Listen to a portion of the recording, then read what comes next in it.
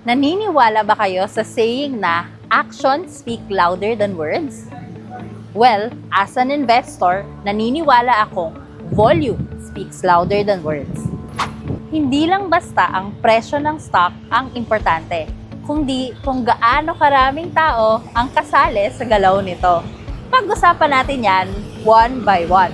Welcome to When Life Plots the Charts, where everyday moments intersect with the market with MyTrade PH. Seriously speaking, ang volume parang social gathering lang. Kung maliit lang ang grupo ng tao na nagga-gather, ang energy limitado lang din. Pero kung ang number of people ay parang sold out concert, lahat energized at ramdam mo ang bawat galaw. Ganito rin sa market. Kung pataas ang presyo pero mababa ang volume, medyo risky yan. Parang hype lang, maganda sa mata, pero kulang sa support. Maaaring bigla na lang bumagsak ang stock kapag wala talagang momentum. Pero kapag mataas ang volume, makikita mo agad ang tunay na signal. It's a confirmation na maraming traders ang sumusuporta sa galaw ng stock. And it's a possible indication na malakas ito sa market. Kaya sa trading, tandaan, volume is the voice behind the price. Kung gusto mong maging confident sa iyong desisyon, importante na basahin at intindihin ang volume.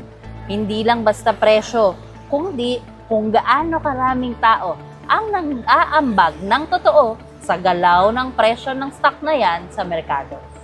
Simple life lesson. Huwag basta-basta magtiwala sa unang tingin. Sa market man o sa ibang bagay, kailangan mas maging masuri. Tignan ang aktwal na partisipasyon ng mga tao sa paligid mo. Sino ba ang kasama sa galaw? Sino ang tunay na sumusuporta sa stock na hawak mo? And if you're looking for the right broker who won't give you mixed signals, dito ka na sa MyTrade.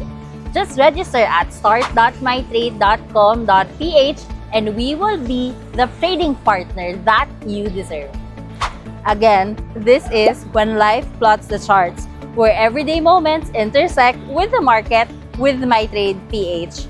See you!